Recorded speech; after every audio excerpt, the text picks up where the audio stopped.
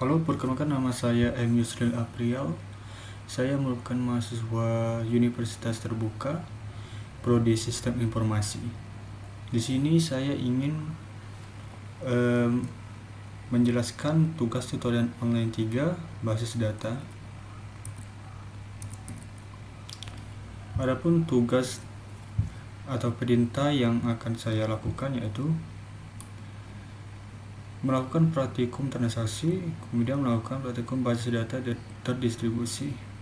Panduan mengerjakan, lakukan setiap tahapan praktikum dengan mengacu pada panduan praktikum yang tersedia dalam e-learning dan BMP.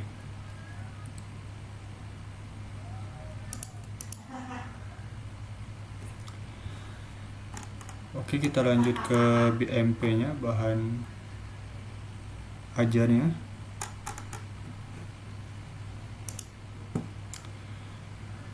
Prosedur pelaksanaan praktik atau praktikum.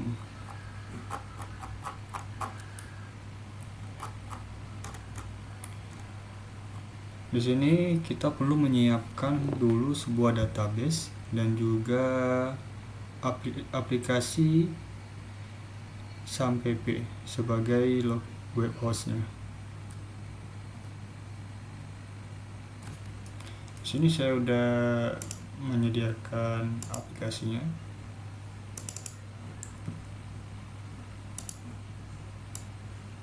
Oke, kita lanjut ke proses praktikumnya.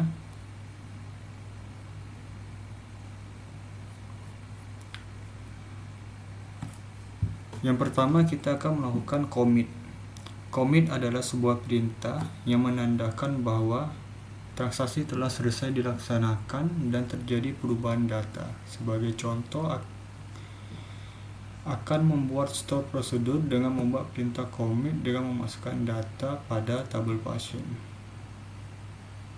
Ini kodenya. Kita bisa langsung ke lokal PHP MyAdmin. Ini bisa diakses melalui localhost PHP MyAdmin. Lalu kita buka database yang udah kita sediakan di sini. Lalu klik klinik. Di sini diperintahkan. Ini merupakan struktur dari database transaction. Dimulai dari transaction, kemudian query-nya.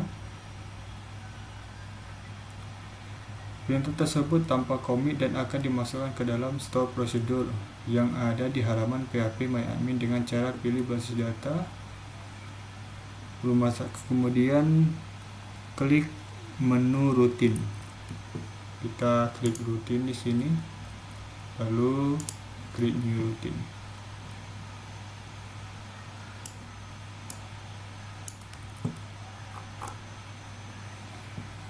Nah, di sini kita tambahkan rutin baru dengan nama transaksi 1,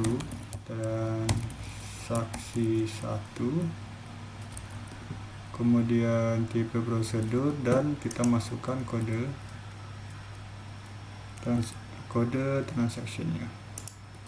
Di sini saya udah buat kodenya, tinggal kita copy saja. Lalu masukkan ke sini.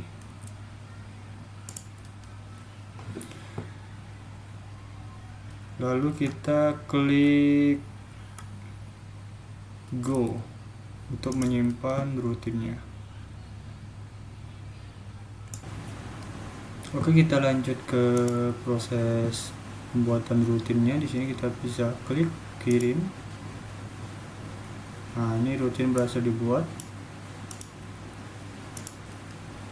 Lalu kita menuju step selanjutnya.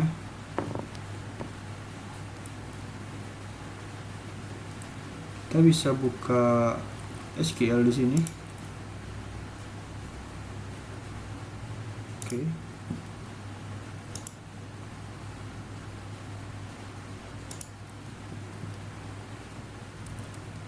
Lalu kita jalankan kode call transaksi 1.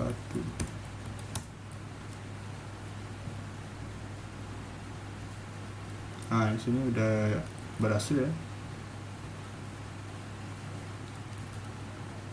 Nah, ini udah ditambahkan.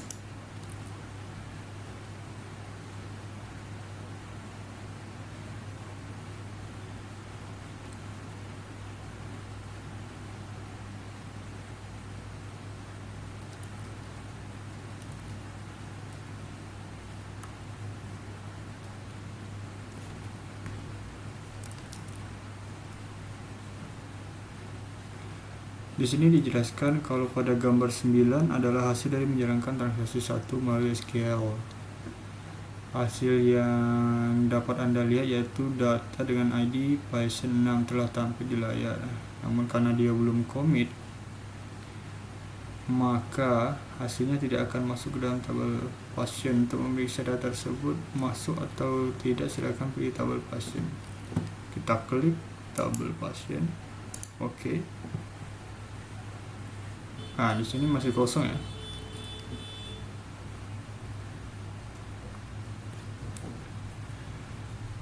Pada gambar 10 bahwa dalam tabel pasien tidak ada ID 6, artinya apapun perintah yang disimpan pada sebuah transaksi jika belum di-commit, maka data tidak akan masuk ke dalam tabel basis data. Supaya data tersebut masuk ke dalam tabel pasien, maka perintah transaksi 1 harus dimodifikasi dengan menambahkan commit. Nah, kita bisa menambahkan commit pada rutin yang sudah kita buat sebelumnya.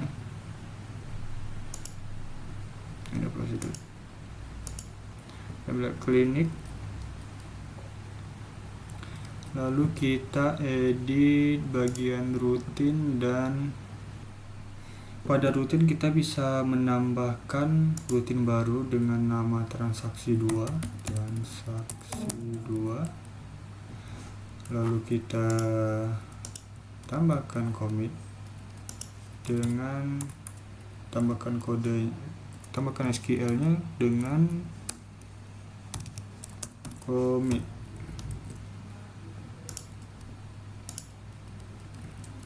Lalu kita simpan. Saya sudah tersimpan ya. Kemudian kita menuju SQL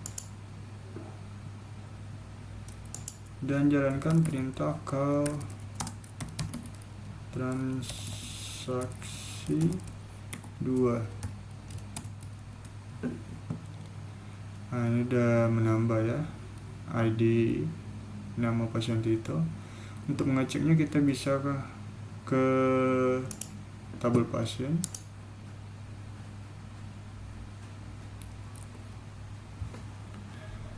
Nah, di sini data Tito sudah berhasil ditambahkan. Hal ini dikarenakan kita menambahkan commit pada bagian setelah proses insert, sehingga dia akan langsung tersimpan ke database.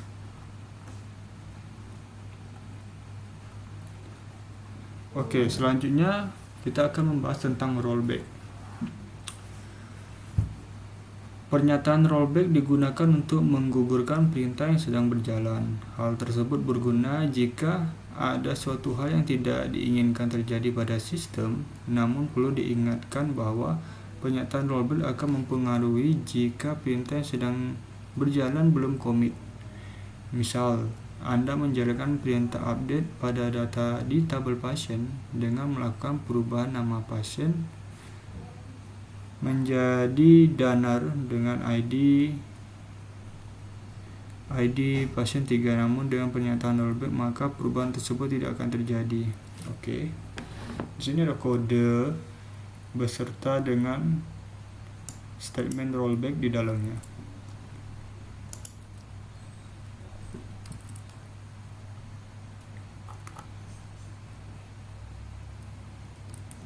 Mari kita coba membuat rutin baru di sini.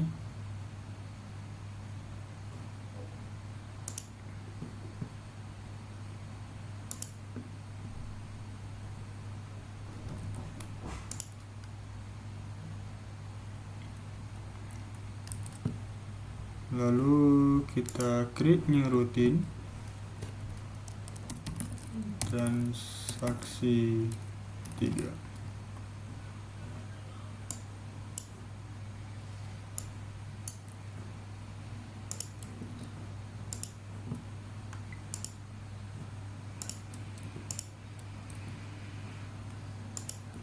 Di sini saya sudah buatkan kodenya,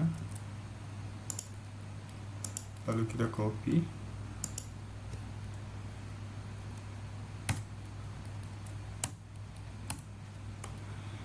Bisa dilihat bahwa di sini ada statement rollback. Rollback ini berlaku sebelum terjadinya commit.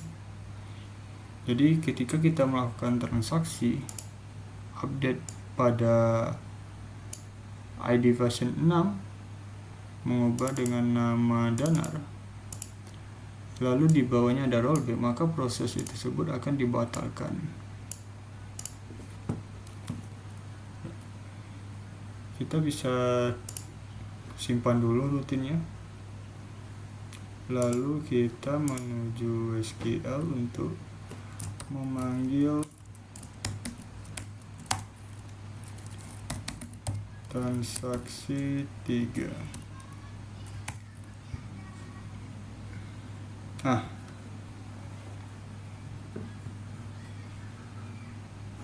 Bisa dilihat di sini data tersebut tidak berhasil ditambahkan.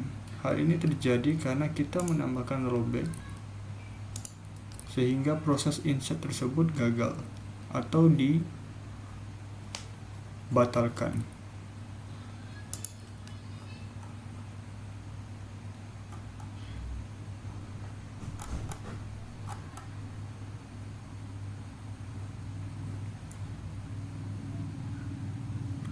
Jika ingin ada perubahan, maka transaksi ketiga tersebut tidak memakai rollback.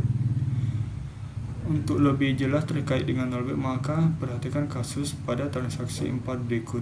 Misalnya, akan dilaksanakan perintah insert data baru pada tabel pasien, dan pada ID pasien 3 akan dilakukan perubahan data atau update nama pasien menjadi Septin. Namun setelah perintah insert dilakukan, perintah selanjutnya adalah rollback, dan setelah itu dilakukan perubahan pada nama pasien menjadi Septin. Nah, ini contoh kode SQL nya. Mari kita buat rutin baru, yaitu transaksi keempat.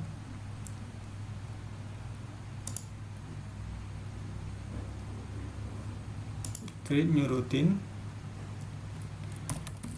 transaksi 4.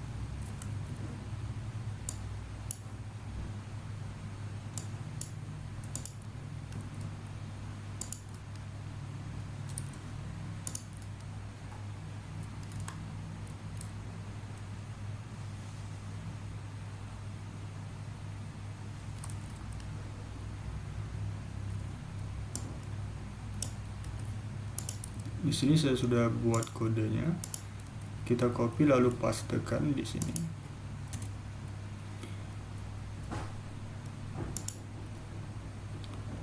Nah, di sini ada proses transaksi di mana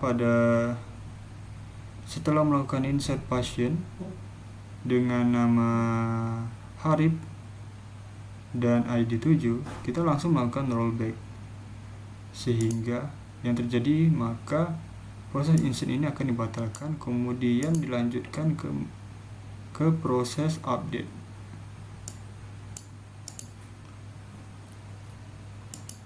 Kita kirim, kemudian kita coba call transaksi keempat.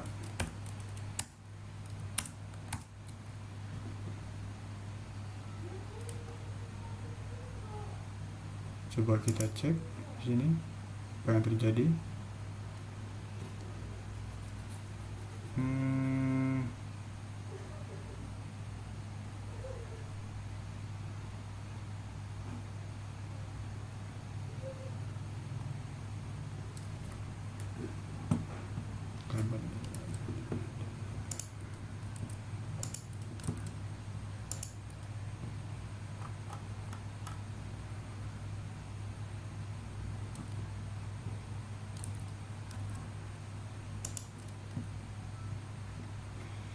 Bisa dilihat di sini pada ID pasien 6 yang telah kita ubah tadi, kita ubah menjadi namanya Septin. Di sini sudah berubah ya namanya.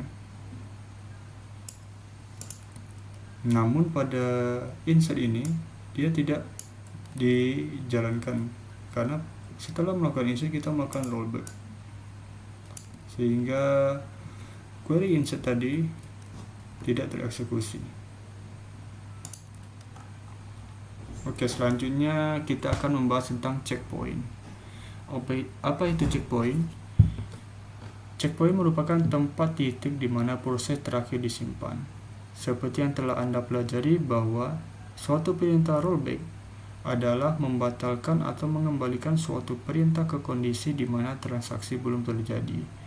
Namun supaya sebuah transaksi berjalan dengan optimal, maka kondisi rollback tidak harus dikembalikan ke kondisi awal, akan tetapi bisa dikembalikan ke posisi ke tempat checkpoint terakhir. Misalnya ada 3 buah data yang dimasukkan ke dalam basis data. Kode seperti berikut ini. Pada baris kelima, Anda dapat lihat bahwa setelah melakukan insert pertama dilakukan checkpoint, kemudian dilakukan insert kedua namun di rollback ke checkpoint 1, kemudian dilakukan kembali insert ketiga, insert yang ketiga. Kita bisa coba jalankan kode ini ya.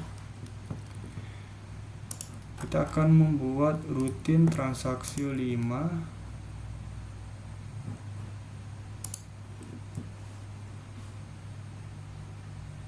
di sini. Oke.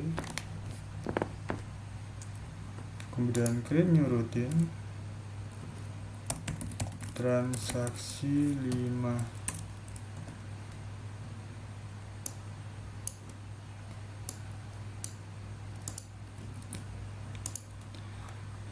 Di sini saya sudah buat kodenya ya. Kita copy lalu paste.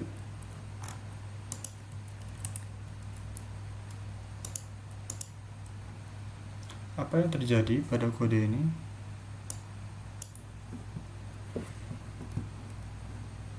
Di sini ada transaksi proses input.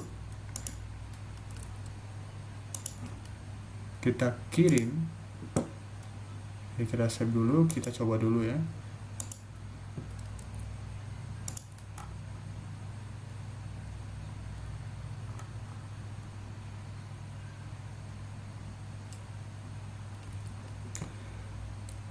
Kita call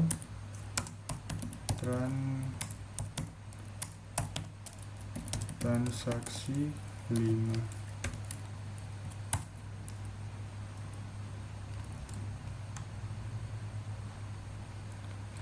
Di sini ada 3 query yang ditambahkan. Dari hasil transaksi kelima dapat Anda lihat data yang masuk ke dalam basis data hanya ada 2, yaitu ID pasien 7 dan ID pasien 9, sedangkan untuk ID pasien 8 tidak masuk ke dalam basis data karena di rollback. Di sini ada ID pasien 7 dan 9. Sebelumnya kita di sini sudah buat ID pasien dengan ID 7. Namun seperti yang kita lihat di sini,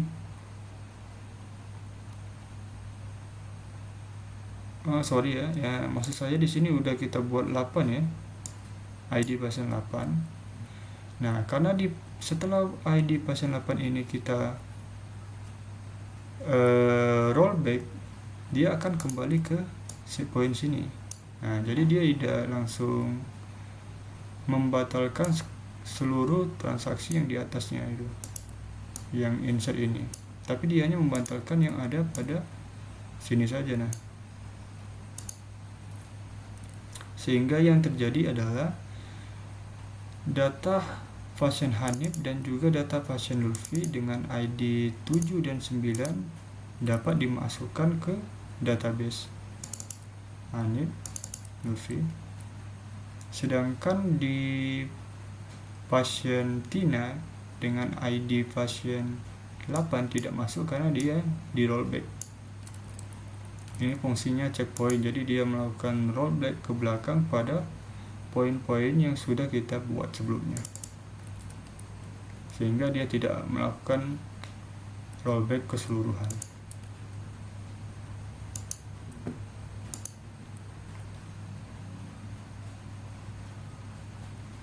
Nah, saya lihat ya, setting Hanif Lutfi. Oke, selanjutnya kita menuju trigger. Apa itu trigger? Trigger merupakan sebuah perintah atau event yang dapat memicu perubahan sebuah basis data. Event yang dapat digunakan yaitu memasukkan atau insert, kemudian perubahan atau update, dan penghapusan atau delete. Event-event ini tersebut ditambahkan sebuah kata kunci pemicu yang di dalam trigger terdapat dua buah kata kunci before dan after. Before dilakukan sebelum sebuah perintah insert, update atau delete itu dilaksanakan, sedangkan after dilakukan setelah sebuah perintah insert, update atau delete itu dilaksanakan. Bisa dilihat sini ada perintah dalam trigger, ada before insert, after insert, kemudian dan lain-lainnya. Untuk lebih memahami tentang trigger, berikutnya kita akan mencoba dalam MySQL melalui halaman phpMyAdmin menjalankan trigger. Tentunya harus ada beberapa tabel. Oke, di sini kita akan membuat tabel tambahan ya. Tabelnya yaitu ada tabel obat dan juga transaksi obat. Oke, tadi ada kesalahan sintaks ya. Di sini harusnya kita menambahkan produknya di bawah. Saya sudah menambahkan tabel obat dan juga transaksi di database klinik. Bisa dilihat di sini ada obat dan juga transaksi obat.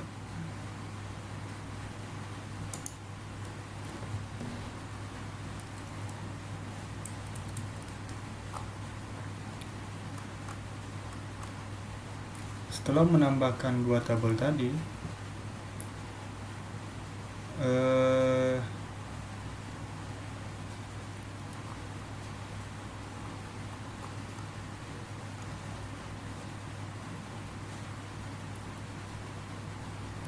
nah, di sini juga kita harus menambah relasi juga ya. Kalau misalnya belum ditambah silahkan ditambah, cuman kita tadi sudah langsung menambahkan di kode, jadi dia udah terhubung ya di sini.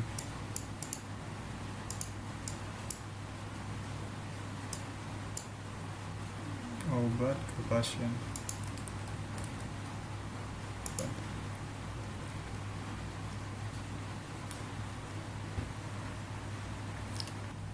Oh ya, kita pilih tabel.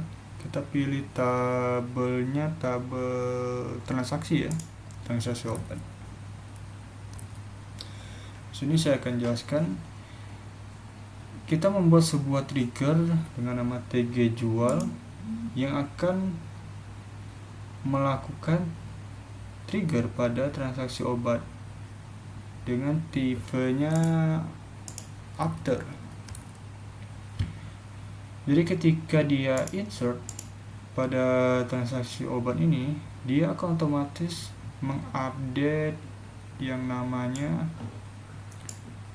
tabel obat dengan ID yang sama pada data yang baru diinputkan pada data di transaksi obat. Bisa dilihat di sini kita mencoba update sell stok dikurang data baru atau new jumlah, di mana data yang memiliki ID obat sama dengan new ID obat. Kita kirim. Nah, ini udah ada ya. Kita udah membuat trigger.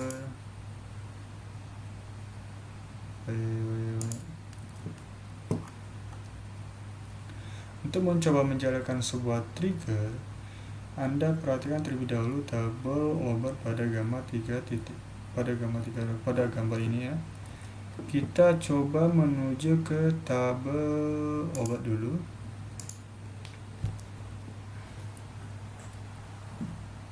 Di sini kita coba perhatikan amikacin di sini ada 10 stok, amoxicillin ada 20 stok, dan betadine ada 5 stok.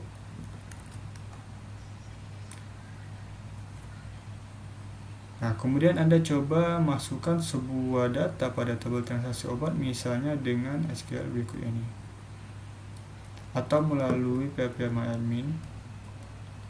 Nah, di sini kita akan membeli atau kita akan menjual amoxicillin ya di sini. Nah, kita akan tambah transaksi dulu, menuju tabel transaksi, lalu kita tambahkan.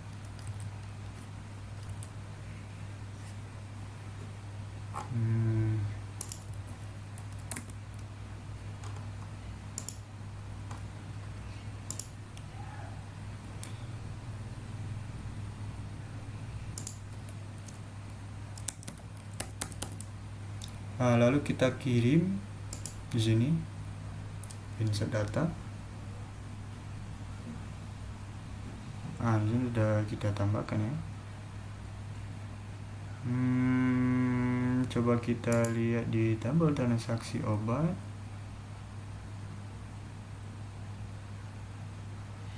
Nah, ini udah bertambah ya. Lalu coba kita lihat stok pada tabel obat.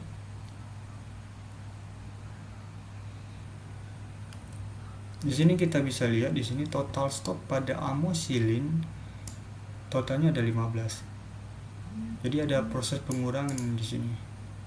Jadi ketika kita transaksi obat, insert data di tabel ini, secara otomatis kita akan mengurangi jumlah stok pada tabel obat, data pada tabel obat.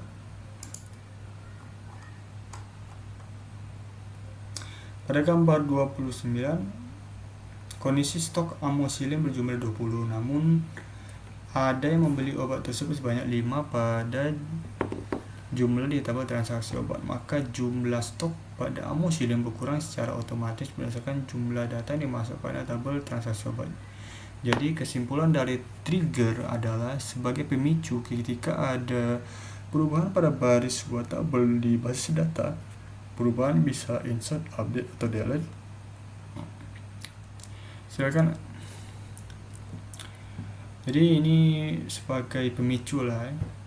Jadi kalau misalnya ada proses insert, kita pilihnya tipenya adalah after, maka kode yang kita udah masukkan di trigger tadi akan dijalankan jika kita melakukan insert data pada tabel yang udah kita beri trigger tadi.